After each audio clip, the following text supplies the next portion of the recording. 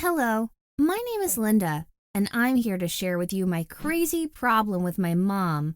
The problem started when we got our stupid cat, which my mother named Brenda.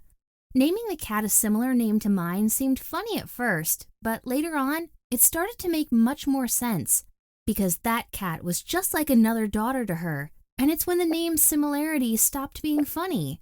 Brenda became an inseparable part of our family. I was 12 years old, and I really enjoyed having a pet cat. But then I started to notice that there was a competition going on between me and that cat. Funnily enough, I had to compete with a cat to win my mother's attention. Brenda was all over my mother since day one. She would hurry up to her whenever my mom called out her name, and Brenda always sought her attention whenever she felt like it. Well, I was left out, and no one bothered to interact with me. Whenever our relatives and friends came over to visit, my mom would go on and on about Brenda and what Brenda did and how cute Brenda is, and she never stops talking about that cat. All of that would happen while the cat was sitting in her lap, and I'm serving them drinks. With time passing, things became even more extreme. My mother stopped expressing her love to me in any way, shape, or form possible. All I kept hearing was how my mother sweet talks to that ugly, annoying cat. She called her sweetheart, honey, dear, and never missed a chance to tell Brenda how much she loved her.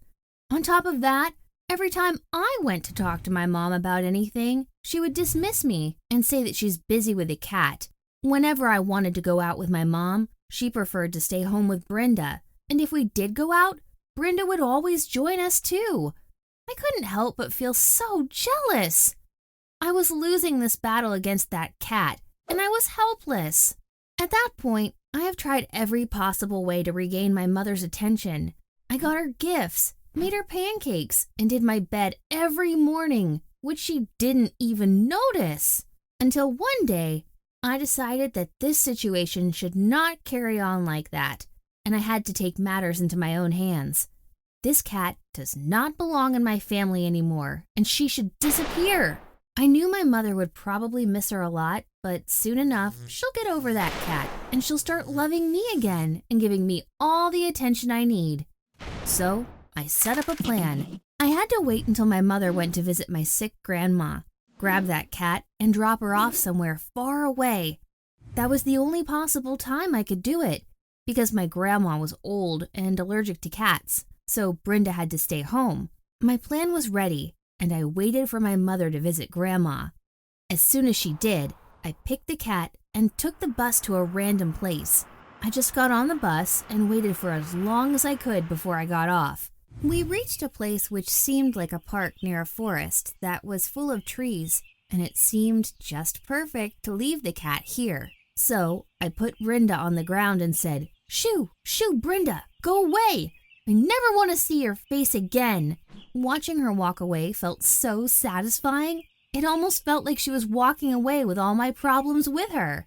By then, it was time for me to go back home, as it was getting dark and my phone's battery died. I didn't know where I was, but I knew for sure that taking the bus from the opposite direction street would be the right thing to do, and I would if I would easily figure out which stop to get off. On the bus, I was looking out the window and was having a hard time recognizing any of the streets. An hour passed, and I still wasn't able to identify my location, and it was when I started to freak out.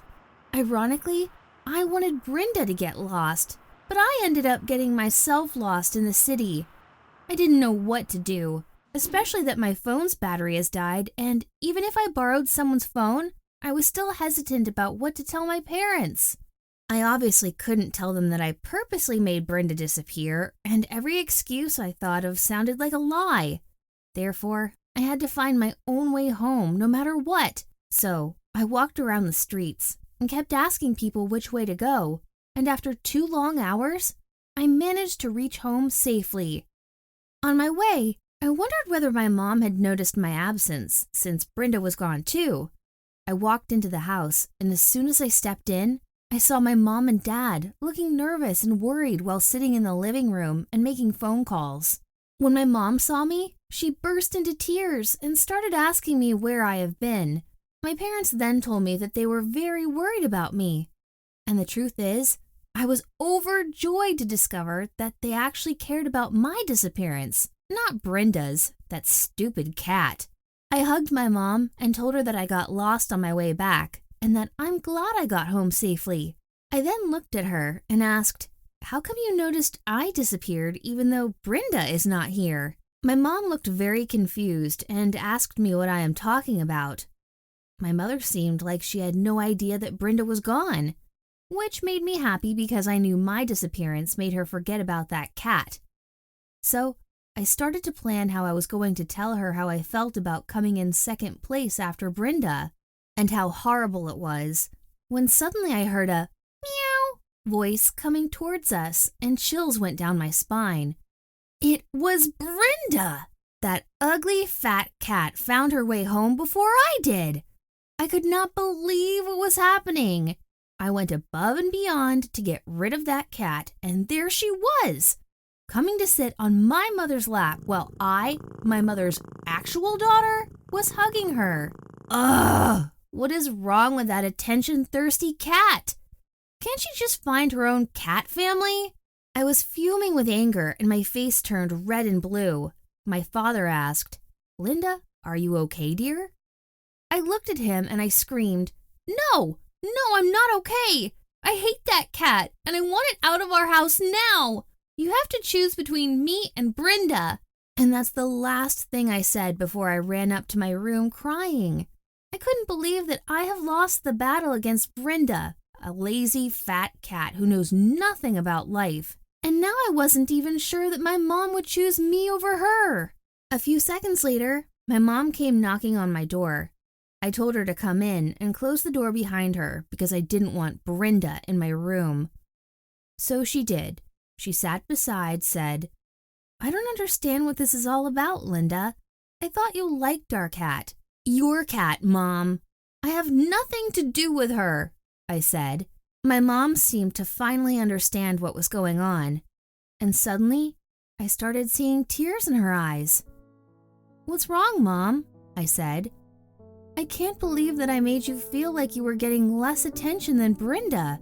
I didn't mean for that to happen, and I never actually noticed my behavior until now," my mom said. At that moment, I could see how sorry my mother was, and I couldn't stay mad at her anymore. So I wrapped my arms around her and gave her a big hug and told her that I loved her. We both dried out our tears and smiled at each other. My mom promised me that she will change her ways and she'll never make me feel lonely or neglected again. As for Brenda, I still despise her for the struggle she made me go through. But I told my mom she can keep her as long as I am her #1 priority and her only daughter. What I learned from this experience is that you shouldn't be afraid to speak up and tell others what you think, especially your parents, because they will always be there for you, even if they love their cat more than you would have wished them to.